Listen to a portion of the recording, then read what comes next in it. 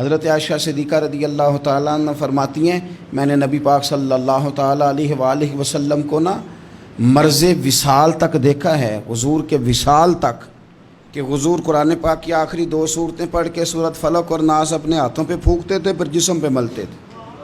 قرآن پاک میں شفا ہے۔ اب تو لوگوں نے دم درود کو اس کو بڑا ہلکا سا کام سمجھ لیا۔ ویسے بھی یہ عاملوں کے ہتھے چڑھ گیا، ملنگوں کے ہتھے چڑھ گیا، کاروبار بن گیا، تجارت بن گئی۔ ورنہ قرآن پاک کی آیات پڑھی جائیں تو حضور نے فرمایا سورہ فاتحہ میں شفا ہے، اس میں کرم ہے۔ یہ چیزیں جو بڑی ہمارے لیے سود مند تھی، فائدہ مند تھی، ہم چھوڑ گئے۔ ایک بڑی خوبصورت حدیث ہے، سنیے گا۔ حضرت ابو سعید خدری رضی اللہ تعالیٰ عنہ حدیث کے راوی ہیں، بخاری میں موجود ہے۔ ارشاد فرماتے ہیں کہ ہم ایک سفر پہ تھے، واپس آ رہے تھے، ایک جگہ رات کو قیام کیا، سونا تھا، بستی تھی۔ بستی کے لوگوں نے نہ کھانا پوچھا نہ پانی پوچھا، کوئی ضیافت نہیں کی۔ آدھی رات کا وقت آیا تو ایک بندہ دوڑا آیا، کہنے لگا ہمارے سردار کو بچھو نے کاٹ لیا ہے، تم میں سے کوئی بندہ دم درود کر لیتا ہے؟ تو ایک صحابی کہنے لگے کر تو لیتے ہیں، پر تم نے چونکہ ہمیں کھانا پانی تک نہیں پوچھا، تم اگر دم کراؤ گے تو مفت نہیں کریں گے۔ بخاری پڑھ رہا ہوں، پیسے لگیں گے۔ کتنے پیسے؟ بکریوں کا ایک ریوڑ پورا۔ شارحین نے لکھا 40 بکریاں۔ کنے دمہ دیاں؟ او بھائی اس سے کوئی بندہ جواز نہ لے کہ پیسے لینے جائز ہیں، اس سے جواز نہ حاصل کرے۔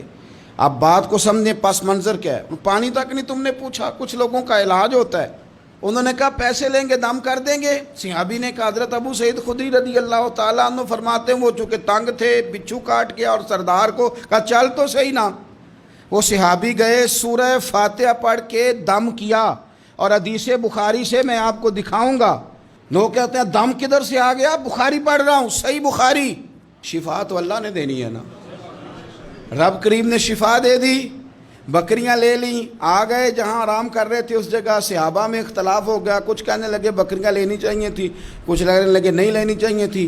حضرت ابو سعید خدری رضی اللہ تعالیٰ عنہ فرماتے ہیں پھر ہم نے فیصلہ کیا چپ کر کے سو جاؤ، صبح حضور کی بارگاہ میں جائیں گے۔ اگر کریم نے کہا لینی چاہیے تھی پھر تو موج بن گئی، اور اگر کہا نہیں لینی چاہیے تھی تو بکریاں ہانک کے واپس کر جائیں گے۔ مسئلہ کیا ہے؟ کہتے ہیں صبح گئے حضور کی بارگاہ میں، جا کے مسئلہ عرض کیا، یا رسول اللہ انہوں نے بھی پانی کوئی نہیں پوچھا تھا، ہم نے بھی کہا دم کریں گے تو پیسے لیں گے، تو ہم نے یہ بکریاں لی ہیں۔ شارحین لکھتے ہیں 40 تھی شاید۔ تو یا رسول اللہ اب کیا کریں؟ حضور مسکرانے لگے۔